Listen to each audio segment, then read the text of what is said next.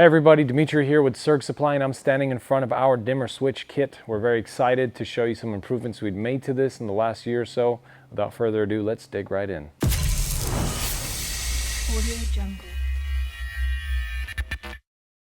So we've had dimmer kits in the past, we've had dimmer products on our site, and they've changed gradually over the years.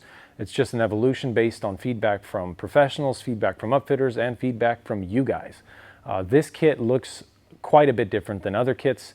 We're trying to make this increasingly easy and painless for people to install, and this is the pinnacle of all of our efforts here. I'm going to talk a lot more today about the specific hardware we chose, the different kind of components we sourced, and why we did so. When we started early on in our installations, the one thing that sucked most of our time out, believe it or not, was actually the dimmers, because when you get to that point in your build, almost everything is put on, everything's inside of the wall.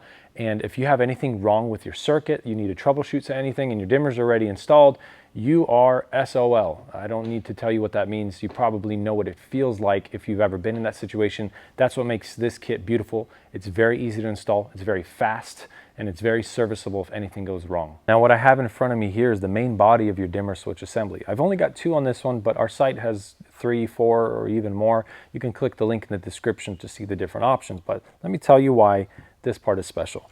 This is the part that takes the most time, and we've prepared everything for you. To start, we have these new connectors that are called WAGOs. We have ditched the spade connectors. No more cutting, stripping, crimping, burning.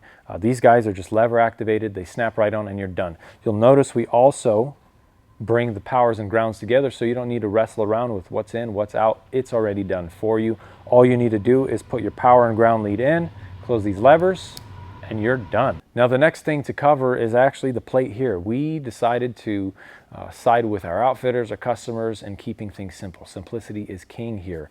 This plate is already pre-cut for you out of 1/4" hex ply. It comes with 4 fasteners. It's ready to install, and you'll notice on the backside there are no more threaded nuts that can get loose on the road and rattle over time. These are punched into place. You don't need to do anything with them, and the actual dimmers themselves are upgraded. These are tactile dimmers.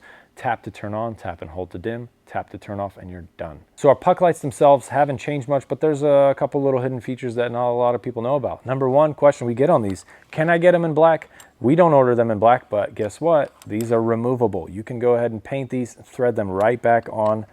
Aside from being, low output, 12 volt, really easy to use and pre-labeled, these guys also come with these ballasts that make them very easy to use. If you're worried about polarity, you need not worry. These only go one way.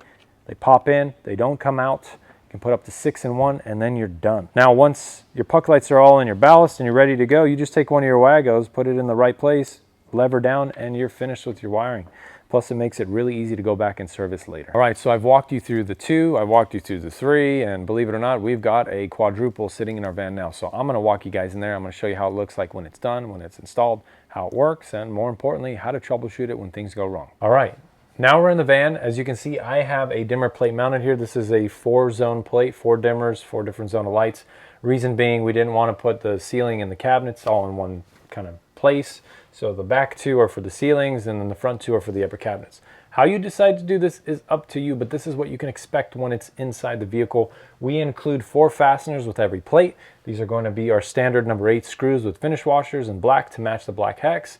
And again, if you need to service this thing, all you need to do, take these screws out, pull the whole assembly out, and now all of your wires are in front of you. All your WAGOs are as easy as pulling a lever, pulling it out, and that'll help you troubleshoot if it's your lights that are connected weird, or if you put your ballast in backwards or something.